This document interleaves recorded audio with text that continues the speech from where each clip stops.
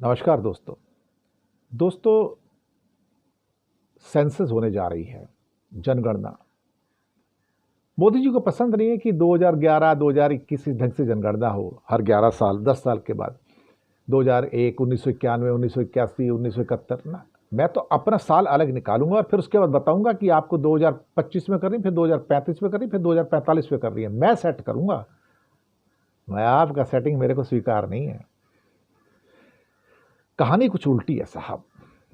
उसके बाद डीलिमिटेशन करेंगे, 750 सीटें बना देंगे, अप्रोक्सीमेटली 800 सीट बना देंगे। बंदोबस्त कर दिया है, पार्लियामेंट बना दी है 750 800 सीट की। अब समस्या ये है कि इसका एक एक्सपेरिमेंटेशन पहले कर लिया गया, ट्रेलर, कि भैया डीलिमिटेशन कैसे करना है। कश्मीर के अंदर वो एक्सपेरिमेंट किया गया, डीलिमिटेशन कर दिया गया। जम्मू रीजन की सीटें बढ़ा दी गई, 37 से बढ़ाकर 43 कर दी गई, लेकिन घाटी की सीटें सिर्फ 40 से बढ़ाकर 47 की गई। आप समझ गए होंगे कि एक बड़े षड्यंत्र को जब आप लागू करना चाहते हैं तो उससे पहले षड्यंत्र को एक छोटे रूप में एक पायलट प्रोजेक्ट चलाना पड़ता है। कश्मीर एक पायलट प्रोजेक्ट है डीलिमिटेशन का। मकसद क्या है कि हिंदू बहुल सीटें तो अलग करनी है और वहां सीटें बढ़ा देनी है, लेकिन मुस्लिम बहुल सीटें कम कर देनी है, या उनका कुछ इस ढंग से पुनर्निर्धारण करना है जिससे कोई उसको एक तो ऑब्जेक्शन न ले पाए और जहां पर अपने लोग फिर से जीत के आ जाएं। इसलिए नारा दिया गया था ना, कश्मीर में इस बार हिंदू मुख्यमंत्री, बीजेपी वालों ने कहा था। हुआ नहीं, अलग बात है। चोट लग गई, अलग बात है। कोशिश पूरी की थी, क्योंकि वहां की 68% आबादी जम्मू कश्मीर की मुस्लिम आबादी है और करीब 28% आबादी हिंदू आबादी है, और बाकी 2% जो बचते हैं, थोड़े बहुत 3-4%, उसमें सिख हैं और बाकी धर्मों के लोग हैं। खैर, कश्मीर मैंने कहा ना पायलट प्रोजेक्ट था, सैंपल था, ट्रेलर था।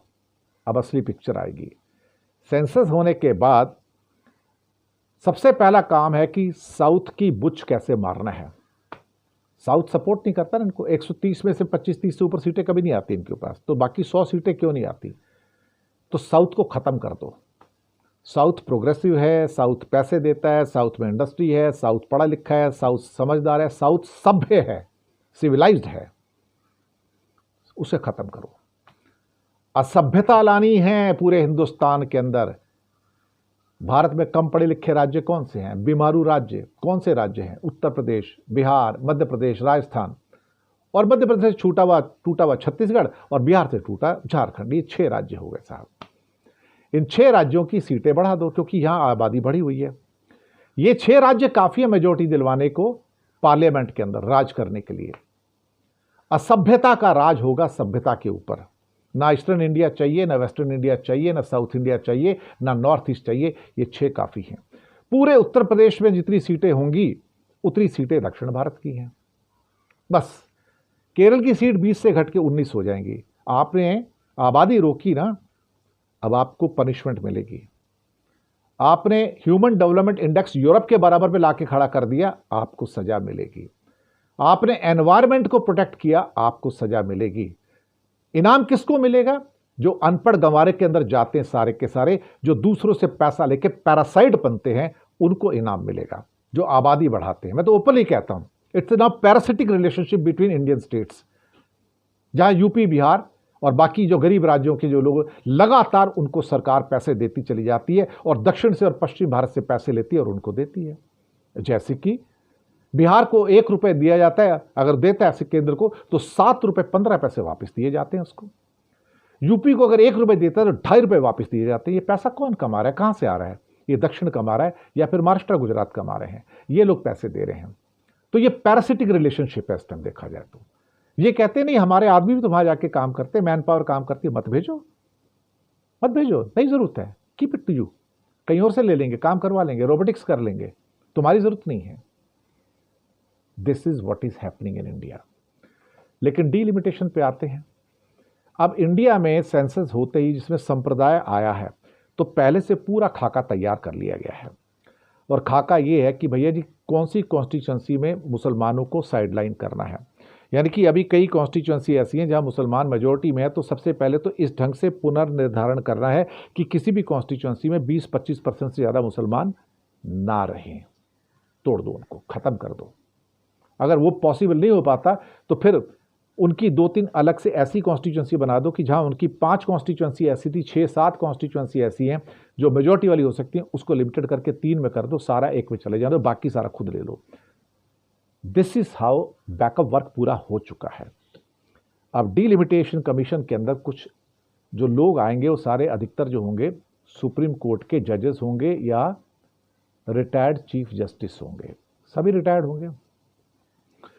अब यहां पे जो मोदी भक्त सारे के सारे सो कॉल्ड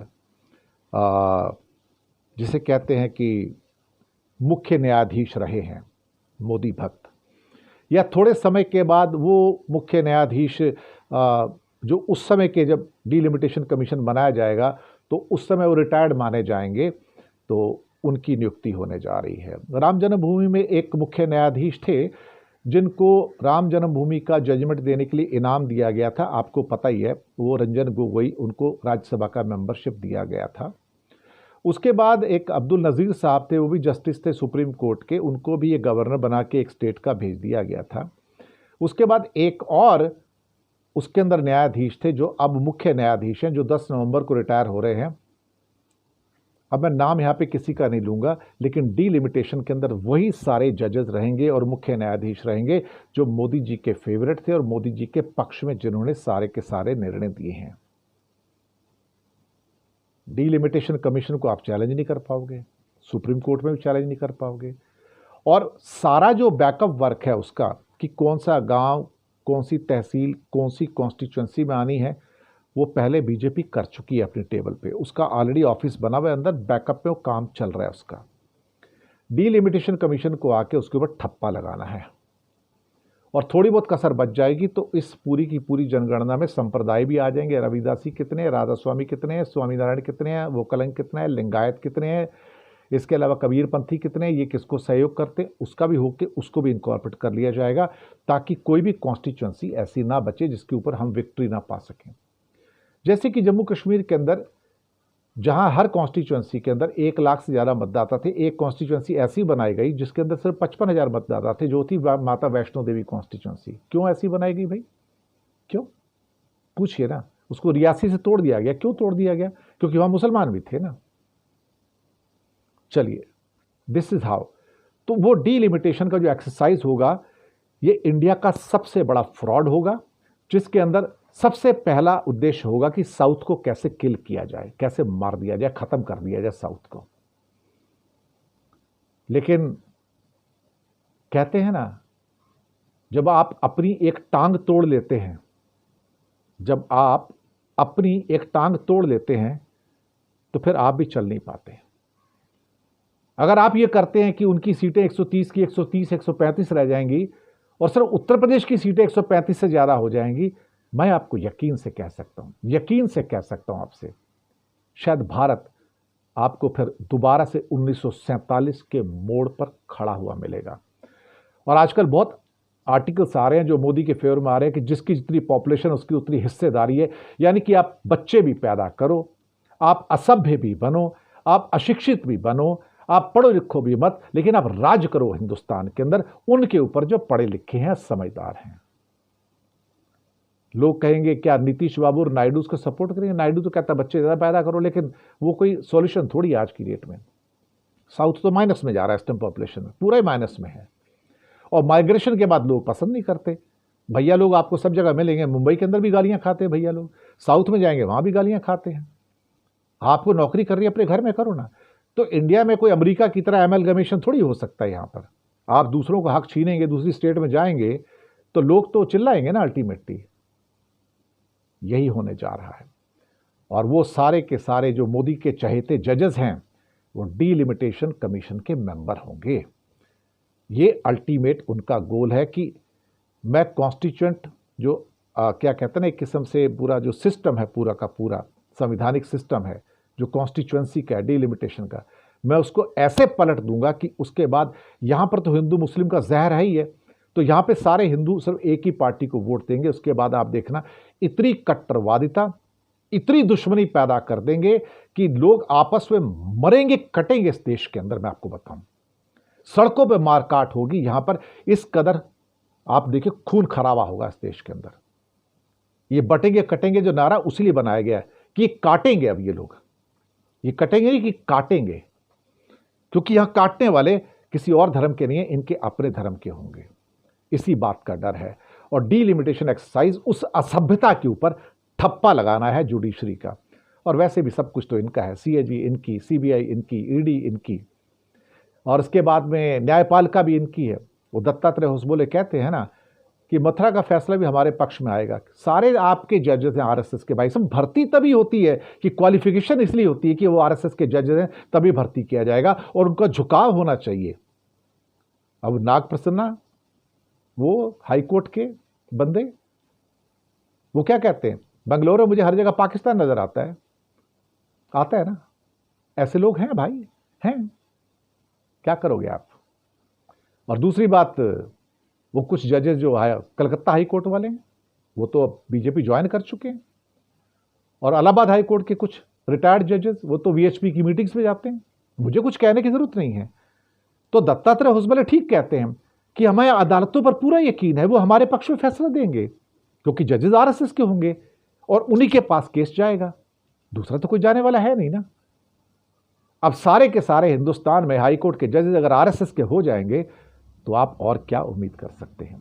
छोटी अदालतों में सारे जज आरएसएस के आ रहे हैं, तो फैसले आपके पक्ष में आएंगे ना। वो राहुल गांधी का केस आपने देखा ही था ना। तो डीलिमिटेशन कमीशन में आपको कुछ ऐसे मुख्य न्यायाधीशों के चेहरे मिलेंगे जिन्होंने मोदी जी का बहुत भला किया है। पेगासस कांड हो या राफेल कांड हो, राम जन्मभूमि हो, महाराष्ट्र का कांड हो या दिल्ली का कांड हो, सबको इनाम मिलने जा रहा है। और नाम नहीं लूंगा मैं किसी का, आप समझदार हैं सारे के सारे। और उसके बाद एक ऐसा ठप्पा लगा दिया जाएगा इस भारत की किस्मत के ऊपर, शायद लम्हों ने खता की थी, सदियों ने सजा पाई। शुक्रिया आपका।